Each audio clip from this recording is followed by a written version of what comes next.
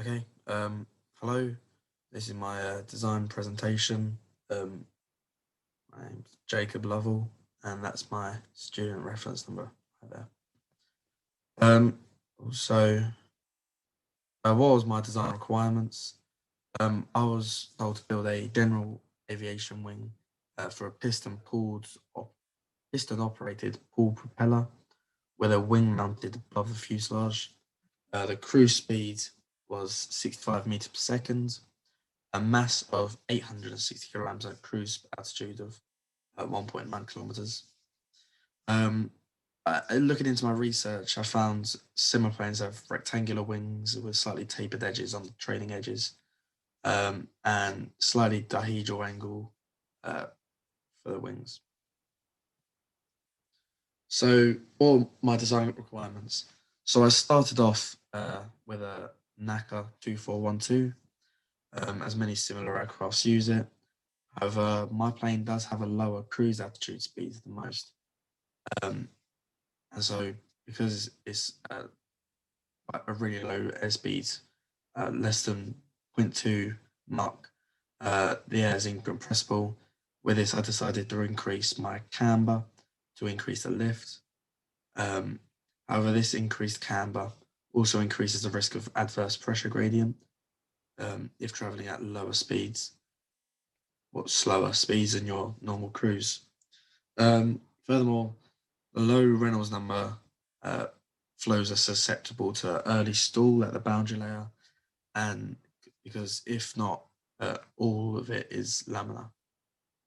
I'm not sure if I was allowed to do this, but I thought one solution to this would be having vortex generators over the wings. This would just induce turbulence and would mean any flow that's already separated would be controlled and not cause the wing to stall. So some of the geometric ratios and wing orientations. Uh, the aspect ratio is 1.33 recurring, with a wingspan of 10 meters. Obviously, therefore, a chord length of about 1.3. To ensure an elliptical lift distribution, I set my taper ratio at zero point 0.8. This was based off of similar planes which have this ratio. They're normally high zero point 0.6 to low zero point 0.8. Um, Obviously, because you want it to you don't want it to stall earlier at the tips, as it's common for the ailerons to be at the tips. So if they stall, they're rendered useless pretty much. Due to the low cruise speed and ease of manufacturing, the sweep angle will be zero, as I don't need to worry about any of the adverse compressible effects on the air.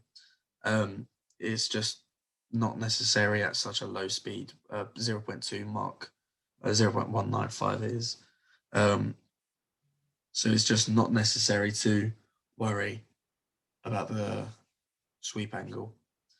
Um, Using the XLFR plots, I found my wing to be most efficient at about 6 degrees.